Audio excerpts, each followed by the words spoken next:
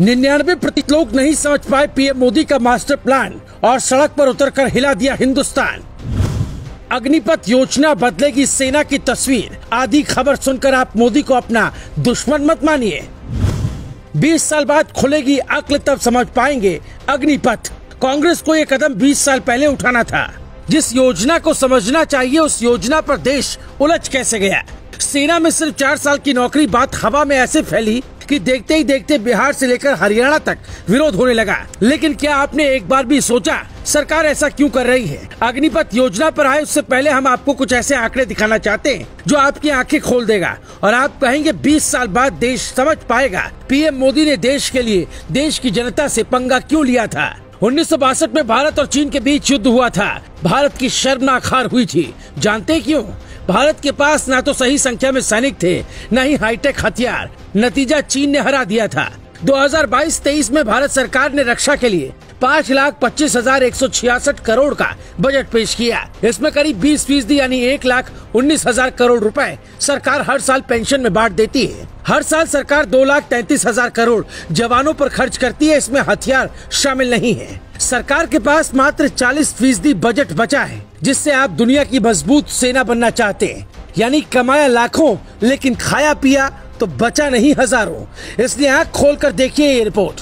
नई स्कीम का मकसद तीनों सेवाओं के वेतन और पेंशन खर्च को कम करना है।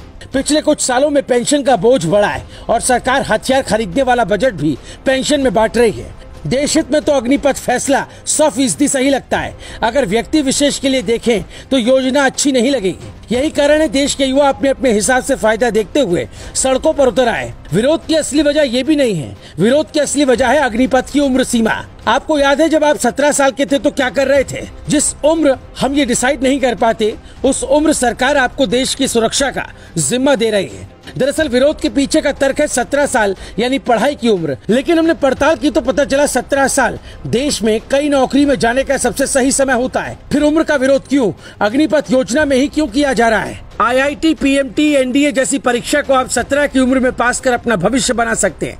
फिर अग्निपथ में क्यों नहीं? 21 साल के बाद लगता है आप IAS बनना चाहते हैं तो आप बन सकते हैं, क्योंकि आमतौर पर लोग 21 साल में ग्रेजुएशन पूरा करते हैं। मोदी की योजना पर नजर 2 साल से थी, इसलिए लड़कियों की उम्र भी 18 से बढ़ाकर 21 साल कर दी थी, जिसका विरोध हुआ था। पीएम मोदी की योजना आज आपको समझ में नहीं आएगी। वो इसलिए जिस वक्त देश को हाईटेक हथियार चाहिए उस वक्त देश की सेना में ज्यादा भीड़ की कल्पना नहीं कर सकते। चीन के पास भारत की तुलना में 2 गुने से ज्यादा परमाणु हथियार हैं। भारत के पास 160 तो चीन के पास 350 परमाणु हथियार हैं, जबकि अमेरिका और रूस के पास हजारों की संख्या में। दावा ये तक किया जाता है कि पाकिस्तान में भी भारत से ज्यादा परमाणु हथियार है। पिछले कुछ सालों में चीन ने अपनी लॉन्च क्षमताओं का तेजी से विस्तार किया है, लेकिन भारत सिर्फ भर्ती और भीड़ तक ही अटका रहा। राष्ट्रपति शी जिनपिंग के नेतृत्व में चीन ने अपनी सेना पर बहुत अधिक निवेश किया और आज ये दुनिया की सबसे मजबूत सैन्य ताकत बनने की ओर तेजी से अग्रसर है, जबकि भारत सिर्फ राफेल पर कूद रहा है। वो डील सालों पहले हुई थी। हमें राफेल जैसी कई डील की जरूरत है, लेकिन वो संभव नहीं लगता, क्योंकि भारत में सबको अपने हिसाब से चाहिए नियम और कानून।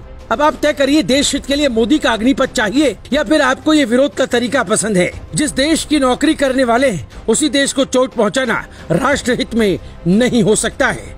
Bureau report, global Bharat TV.